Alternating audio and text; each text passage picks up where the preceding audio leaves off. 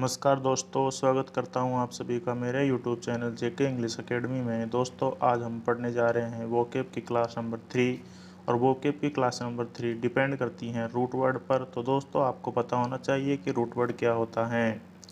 दोस्तों, ये जो रूट वर्ड होता है ये पहले लगकर उस वर्ड की मीनिंग को सेम करते हैं। ये जो रूट वर्ड जब पहले लग जाते हैं तो उन वर्ड्स की जो मीनिंग है उनका हिंदी अर्थ होता है लगभग थोड़ा सेम सेम होता है और हमें उनका हिंदी अर्थ निकालने में बहुत कम टाइम लगता है। हम उनको सेंस जल्दी कर पाते हैं दोस्तों। तो इसी के साथ में दोस्तों अब हम शुरू करते हैं कि जो भी हमारी क्लास है उसको शुरू करते हैं दोस्तों। सबसे पहले दोस्तों एक एक जो रूट वर्ड आता है ईपी आता है दोस्तों। ईपी ये किसी भी वर्ड के आगे लग जाता है ईपी। तो मैं आपको बात करूँ तो ये जो ईपी सेंटर है ये ऐसे लगता है। सेंटर से पहले ईपी लग गया तो ईपी सेंटर बन गया। अब दोस्तों सबसे बड़ी बात ये है कि ईपी का मतलब क्या होता है। ईपी का अगर अपन हिंदी अर्थ देखें तो अबव, अपॉन, अबव यानी ऊपर, अपॉन यानी ऊपर भी, इन एडिशन टू मतलब कि जब अपन ईपी को जब जोड़ते हैं ना तब ये जो है अर्थ निकलते हैं। ऐसे नहीं निकलते कि बिना उसके नहीं निकलते। बिना उसके इसका कोई अर्थ नहीं है। ईपी का बिना आगे बिना प्रीफिक्स जब ये लग जाता है तभी इसका अर्थ निकलता है। इससे पहले कोई अर्थ नहीं निकलता है दोस्तों। अब मैं बात कर लेता हूँ एक वर्ड की दोस्तों। तो दोस्तों जो पहला वर्ड अपन ने लिया है वो है एपिसेंटर। एपिसेंटर जो होता है वो नाउन होता है। एपिसेंटर का हिंदी अर्थ जो होता है वो होता है दोस्तों घटना का केंद्र बिंदु। तो अब जो है इंग्लिश में भी बता रहा है the centre point of something. मतलब सेंटर पॉइंट जो होता है ना वो समथिंग होता है। अब दोस्तों इपिस सेंटर के बारे में आपको बहुत अच्छी नॉलेज में बताने जा रहा हूँ। इपिस सेंटर जो है अभी जो कोरोना काल चला था उसमें इपिस सेंटर का नाम इतने बार आया था अखबारों में जिसकी कोई सीमा नहीं है दोस्तों। जैसे कि एक बार आया था कि भीलवाड़ा बना इपिसेंटर, मतलब कि भीलवाड़ा इपिसेंटर बन गया। भीलवाड़ा कोरोना का मुख्य केंद्र बन गया। कोरोना का मुख्य केंद्र बन गया भीलवाड़ा। कभी आता था दोस्तों टोंक बना इपिसेंटर। टोंक मतलब कोरोना का इपिसेंटर बन गया, मतलब केंद्र बिंदु बन गया। वहाँ पर सबसे ज़्यादा केसेज आ रहे हैं टोंक में। उसके बाद में दोस्तों कभी आता था जयपुर में सोडाला बना आज सोडाला बना कोरोना का इपिसेंटर। तो दोस्तों अब आपको समझ में आ गया होगा कि इपिसेंटर का मतलब क्या होता है। और दोस्तों जैसे जैसे कि कोई तूफान उठता है या चक्रवात उठता है या भूकंप उठता है तो दोस्तों उस स्थिति में क्या होता है कि उस स्थिति में हम डायरेक्ट जो वैज्ञानिक होते हैं वो डायरेक्ट बोल देते हैं इसका एपिसेंटर अरब सागर है, इसका एपिसेंटर हिंद महासागर है, इसका एपिसेंटर बंगाल की खाड़ी है।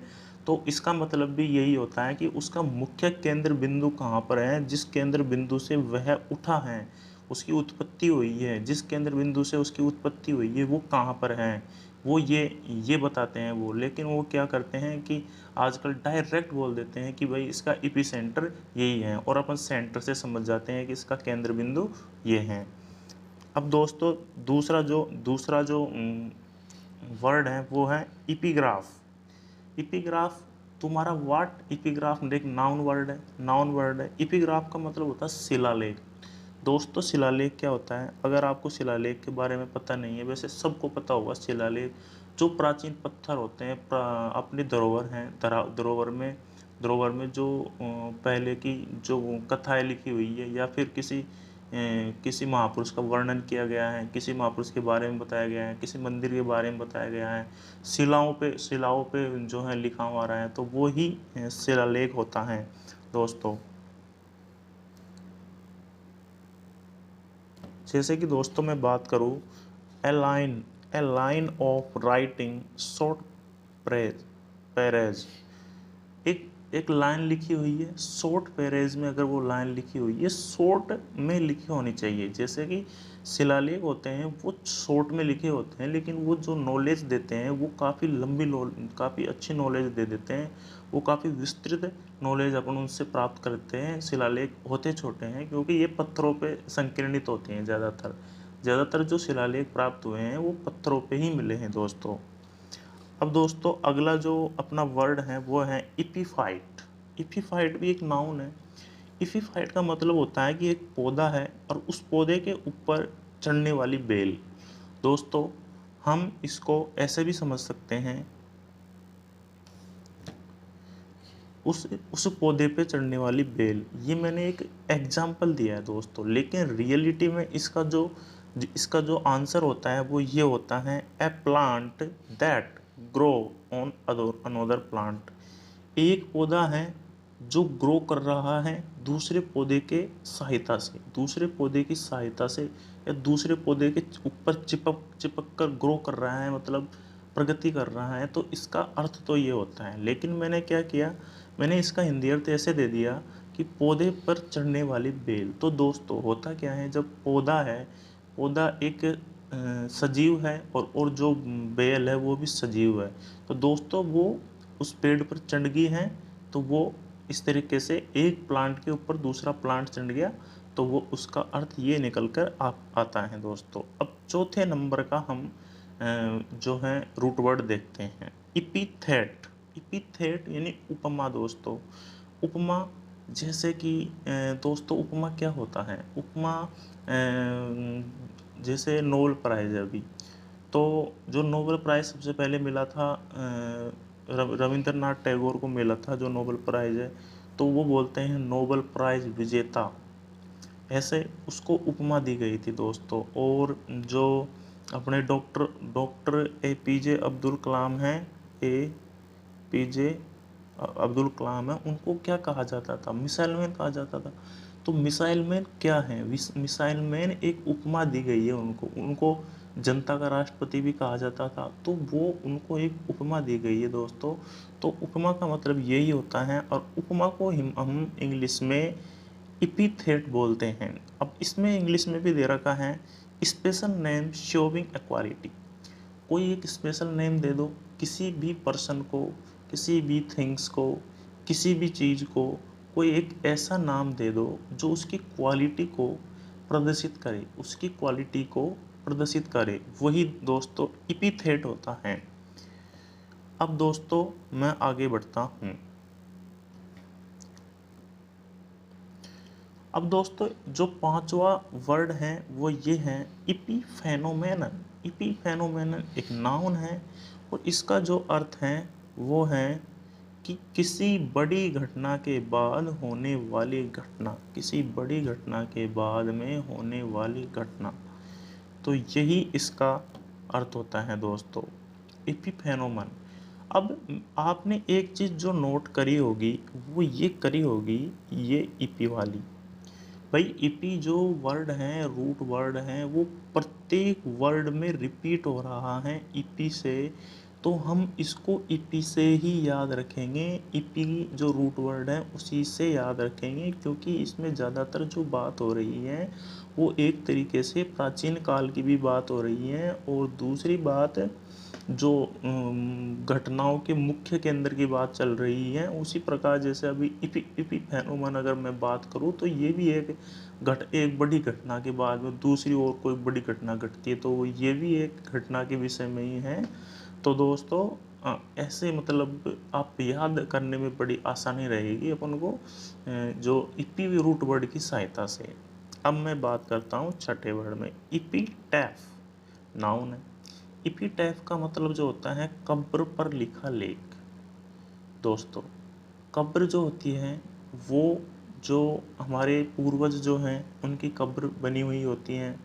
हमारे जो मुस्लिम जो हुए, मुस्लिम फारसी वगैरह जो हुए हमारे यहाँ पर जो जिन्होंने शासन किया उनकी कब्र बनी हुई है। जैसे ख्वाजा मोहिउद्दीन चिश्ती की दरगाह है, उनकी कब्र भी बनी हुई है। ऐसे कई जगह पर कब्र बनी हुई है। उस कब्र पर अगर कोई लेख लिखा हुआ है तो वो एक तरीके से कह तो लायक शिलालेख ही कहलाएगा। लेकिन दोस्तों सबसे बड़ी बात ये है कि वो कब्र के ऊपर लिखा हुआ आ रहा है, इसलिए उसको इपीटैफ एक नया नाम दिया गया है। अब आपको ईपी तो समझ में आता है, आपको ये जो ईपी तो समझ में आ गया कि ये ईपी है। अब टैप, टैप को मतलब होता है टाइप करना। अब टाइप करना मतलब कि जो कब्र पे लिख दिया गया वो ही इपीटैफ होता है। आपको याद करने में बड़ी आसानी रहने वाली है। अगर आप मेरे हिसाब से चलोगे तो आपको याद करने में बड़ी आसानी रहने वाली है दोस्तों। मैं आपको थोड़ी ट्रिक्स भी और टिप्स भी बताता जाऊंगा याद करने के लिए। अब दोस्तों अगला जो वर्ड आता है वो होता है इपिलोक्यू। इपिलोक्यू इपिलोक्यू का जो हिंदी अर्थ होता है, ये भी एक नाउन है। तुम्हारा वाट तुम्हारा इपिलोक्यू उपसंहार, उपसंहार जो है इसका हिंदी अर्थ होता है। अब दोस्तों आगे की जो बात करते हैं वो ये है इपिडेमिक। इपिडेमिक दोस्तों, आपने जब से 2020 मार्च 2020 से जब से ये कोरोना वायरस आया है, जब से आपने अखबारों में भर भर के पढ़ा होगा कि ये एक एपिडेमिक है, ये एक एंडेमिक है, ये एक पेंडेमिक है। तो एपिडेमिक और इसको गवर्नमेंट ने एपिडेमिक घोषित कर दिया है। एपिडेमिक घोषित करने का मतलब ये है कि इसको गवर्नमेंट ने महामारी घोषित कर दिया है। जो ये एपिडेमिक है ये नाउन है, तो एपिडेमिक घोषिट कर दिया है। सबसे पहले तो ये आया था भाई, WHO ने इसको एपिडेमिक घोषित कर दिया। फिर गवर्नमेंट ऑफ इंडिया ने इसको एपिडेमिक घोषित कर दिया। तो दोस्तों ये एक महामारी है, इसको महामारी नाम दिया गया है। अब इससे रिलेटेड शब्द ही आपको पढ़ाए जाएंगे दोस्तों। अब जो सेकंड होता है उसको बात करते हैं एंडेमिक।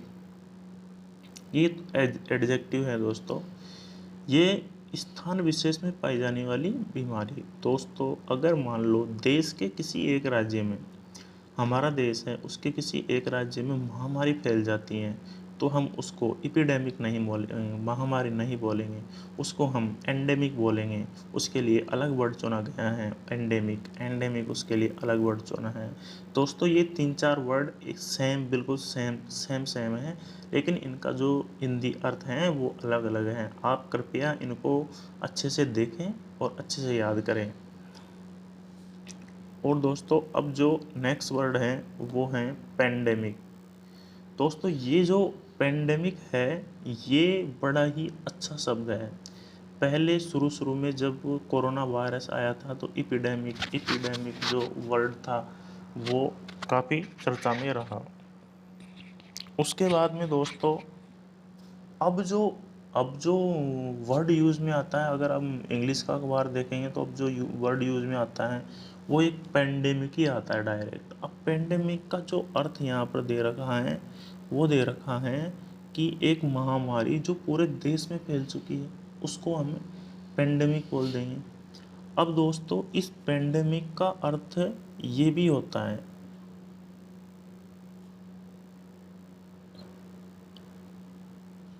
एक ऐसी महामारी जो पूरे वर्ल्ड में फैल चुकी है।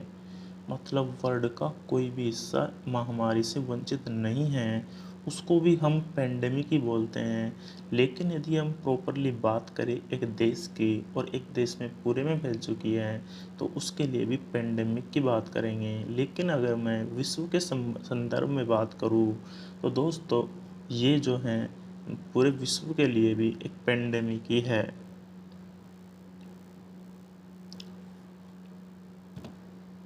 अब दोस्तों एक मिनट, सॉरी दोस्तों, अब नया रूट वर्ड जो है ईपी, जो रूट वर्ड था उसके साथ अपन ने 10 वर्ड पढ़े। 10 वर्ड को मेरे को नहीं लगता कि आपको कम से भी कम नहीं तो 7-8 वर्ड तो अभी याद होंगे और 3-4 वर्डों को आप एक दो बार और देखोगे तो आपको वो वर्ड याद आ जाएंगे। अब अगला वर्ड जो है, जो रूट वर्ड है वो जो है वो है एल्यू, ल्यू, ल्यू है। अब इसका जो अर्थ होता है एक तो स्पष्ट होता है, स्पष्ट मतलब बिल्कुल क्लियर, क्लियर। एक इसका मतलब होता है प्रकाशमान, एक इसका मतलब होता है चमकीला। इसके 3 अर्थ होते हैं, ये तीनों अर्थ जो हैं सेम से ही हैं।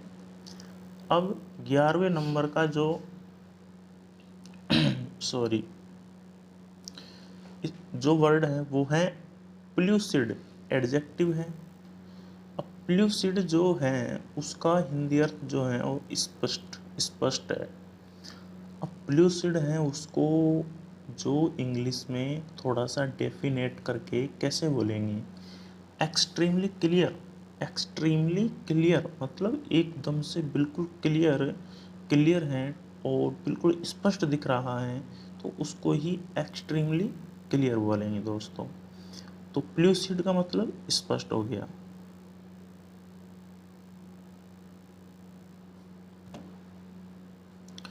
अब दोस्तों दूसरे नंबर 12वें नंबर का जो वर्ड है वो ये है ट्रांसल्यूसेंट, एडजेक्टिव है ये।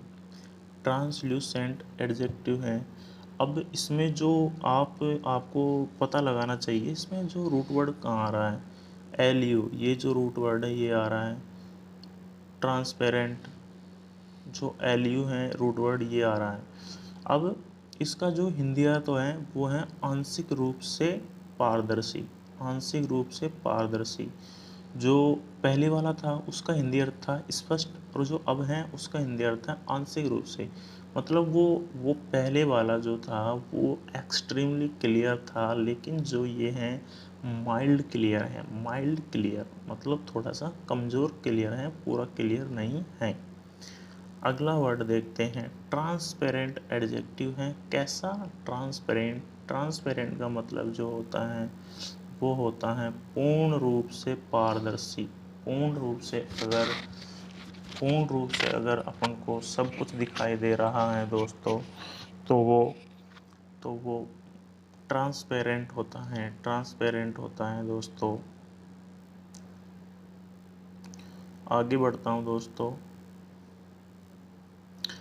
दोस्तों एक अच्छा वर्ड आपको देखने को मिलेगा और उससे आपको सीखने को भी मिलेगा। मैं बात कर रहा हूँ इस वर्ड की। दोस्तों जो वर्ड है वो है हेडोनिस्ट, और हेडोनिस्ट एक नाउन है। हेडोनिस्ट नाउन के साथ में इसका जो अर्थ है वो होता है सुखवादी। अब दोस्तों मैं इसको इंग्लिश में जो इसको लिखते हैं वो कैसे लिखते हैं, एक सुखवादी की जो डेफिनेशन लिखी है वो कैसे लिखी है दोस्तों। ए पर्सन, एक व्यक्ति, हु यानी जो, बिलीव यानी विश्वास करता है, दैट प्लेजर, प्लेजर का मतलब आनंद, प्लेजर का मतलब आनंद, इज द मोस्ट इम्पोर्टेंट, एक व्यक्ति जो विश्वास करता है कि सुख, सुख ही जो है सबसे इम्पोर्टेंट है थिंग है इन लाइफ में। एक व्यक्ति इम्पोर्टेंट थिंग इन लाइफ, एक व्यक्ति कहता है कि सुख या फिर आनंद इस दुनिया में सबसे इम्पोर्टेंट चीज़ है, उसको दोस्तों अपन हेडोनिस्ट बोलते हैं। तो ये एक बहुत अच्छा वर्ड है जिसका यूज़ कहीं पे आ सकता है। हम इसका यूज़ जो है डेली डेली लाइफ में कर सकते हैं। हम अपने दोस्तों के बारे में बोल सकते हैं, यार वो तो बड़ा हेडोनिस्ट है यार, वो मतलब आनंद लेने में विश्वास रखता है, और उसका क्या हाल होगा, वो तो बिल्कुल पड़ा रहता है, हेडोनिस्ट है, हेडोनिस्ट धारणा रख रखी है उसने। तो ये सब चीज़ें हम डेली लाइफ में बोल के और अपनी वोकैब को और ज़्यादा इम्प्रूव करेंगे, और अपने जो सेंटेंस इम्प्रूवमेंट है उसको भी इम्प्रूवमेंट ऐसे ही होगा दोस्तों। आपको मेडिटेट करना पड़ेगा, वर्डों को मेडिटेट करने पड़ेगा, आंखें बंद करके उन वर्डों को घुमाना पड़ेगा माइंड में कि ये इनका अर्थ ये होता है। तो जब जाके आप इन वर्ड्स को याद कर पाओगे। और मैं दोस्तों आपसे वादा करता हूँ कि मैं इतने वर्ड ही लेके आऊँगा एक क्लास में कि आप उसको याद कर सको। आज दोस्तों हालांकि वर्ड थोड़े टफ हैं, लेकिन उनका जो हिंदी अर्थ निकाला है अपन ने बड़ा सिंपल निकाला है। तो ये आपको जल्दी से याद हो जाएंगे। जब मैं अगले 20 या 25 वर्ड लेके आऊँगा क्लास में, हो सकता है आपको एक भी वर्ड का आंसर नहीं आए, तो दोस्तों वो आपके लिए काफ़ी कठिन हो जाएगा। तो मैं जो है क्लास में ज़्यादा ज़्यादा जो है वर्ड लेकर नहीं आऊँगा। मैंने यूट्यूब पे देखा है दोस्तों, एक एक डेढ़ डेढ़ घंटे की जो है क्लास ले रखी हैं। तो ये जो एक एक डेढ़ डेढ़ घंटे की क्लास ले रखी हैं, इनको जो है पढ़ने में काफ़ी परेशानी का सामना करना पड़ता है दोस्तों। तो आपसे निवेदन करता हूँ कि शॉर्ट टाइम में ही आप जो हैं वर्डों को सीखें और इनको लिखें अपनी कॉपी में, और इनको रियलाइज़ करें, मेमोराइज़ करें, रिमेंबर करें, रिकॉल करें। ओके दोस्तों, मैं बढ़ जाता हूँ आगे।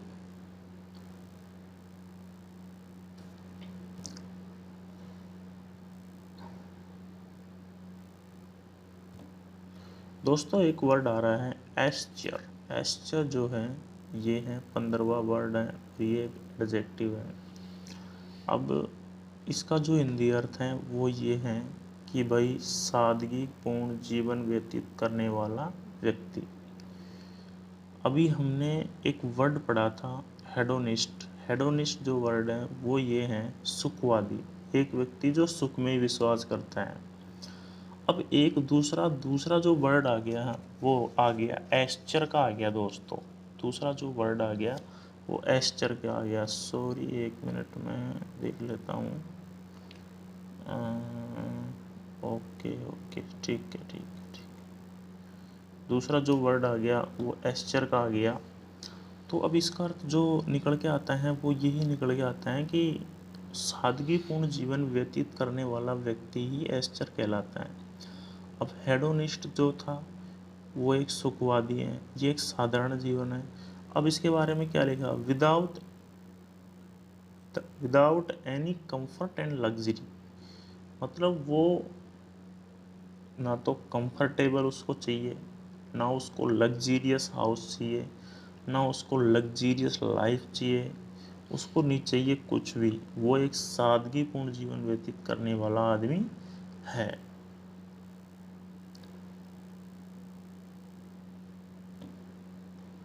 अब दोस्तों एक और जो रूट वर्ड है वो ये है ओ एम।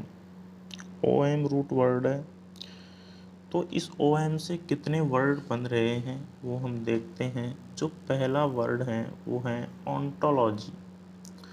ये भी एक नाउन है, सत्य का विज्ञान।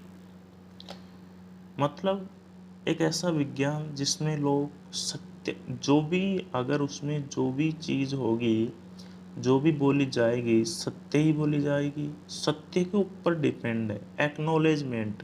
मतलब जो यूनिवर्सल ट्रुथ है उसको आप को स्वीकार करना होगा। यूनिवर्सल ट्रुथ है। सत्य क्या होता है, सत्य जो होता है उसमें अपन कोई फेरबदल नहीं कर सकते। सत्य तो सत्य ही होता है, चाहे वो गलत, अगर वो गलत हैं तो भी वो सच है, वो सही हैं तो भी सच हैं। तो वो एक यूनिवर्सल ट्रुथ होता है, उसको कोई भी चेंज नहीं कर सकता। तो उसको हम बोलते हैं ऑन्टोलॉजी, जो है सत्य का विज्ञान है, साइंस ऑफ बीइंग। तो ये है दोस्तों। अब आगे बढ़ते हैं। ये जो ओंकोलॉजी है दोस्तों, ओंकोलॉजी, इसको आप अगर फर्स्ट बार में याद कर ले तो बड़ा मज़ा आ जाएगा आपको। क्यों? क्योंकि ओंकोलॉजी एक चिकित्सा के क्षेत्र में एक अलग से डिपार्टमेंट है। जैसे न्यूरोलॉजी होता है उसी तरीके से ओंकोलॉजी होता है। ओंकोलॉजी को कैंसर कैंसर विज्ञान के नाम से जाना जाता है। जैसे डर्मेटोलॉजिस्ट जो होता है स्किन रोग विशेषज्ञ। तो अब इसके ओंकोलॉजिस्ट जो होगा उसको हम ओंकोलॉजिस्ट जो होगा उनको हम ओनकोलॉजिस्ट ओनकोलॉजिस्ट ओनकोलॉजिस्ट होगा कैंसर रोग विशेषज्ञ। अब डर्मेटोलॉजिस्ट हो जाता है, गैस्ट्रोलॉजिस्ट हो जाता है, न्यूरोलॉजिस्ट हो जाता है, ऐसे ये हैं। ठीक है दोस्तों। अब अगला जो रूट वर्ड है वो है दोस्तों, अगला जो रूट वर्ड है वो ये है एसी। एसी। अब एसी से क्या बन रहा है, शार्प। शार्प यानी जो है धारदार। इसका अर्थ तो शार्प का मतलब तो यही होता है, धारदार ही होता है। और बीटर जो है उसका मतलब कड़वा होता है। सीवियर, सीवियर मतलब असहनीय होता है, असहनीय होता है। और अलग से रूट वर्ड हैं, वो ये हैं पंच और पॉइंट। मतलब पॉइंट, पंच पॉइंट जो है दोनों को मिलाएंगे तो नुकीला हो जाएगा दोस्तों। ये असहनीय है, ये काफ़ी बार एग्जामों में देखा गया है। सीवियर का अर्थ भी पूछा गया है। और सीवियर जैसे सारस होता है, SARS, जो कोरोना से रिलेटेड बीमारी है सारद, तो इसका अगर अपन जो है फुल फॉर्म लिखेंगे, सीवियर एक्यूट रेस्पिरेटरी सिंड्रोम। तो सीवियर मतलब असहनीय, एक्यूट मतलब अर्जित, रेस्पिरेटरी यानी फेफड़े से संबंधित, सिंड्रोम यानी कोई बीमारी। अब दोस्तों अगला वर्ड हम लेते हैं दोस्तों एक्यूट है। एक्यूट का जो वर्ड देखा था अपन ने, वो तीखा या फिर जो है ऐसे कुछ देखा था अपन ने, नुकीला देखा था। अब 18 नंबर का वर्ड हम लेते हैं। एक्यूट एडजेक्टिव है वेरी सीरियस सेवियर।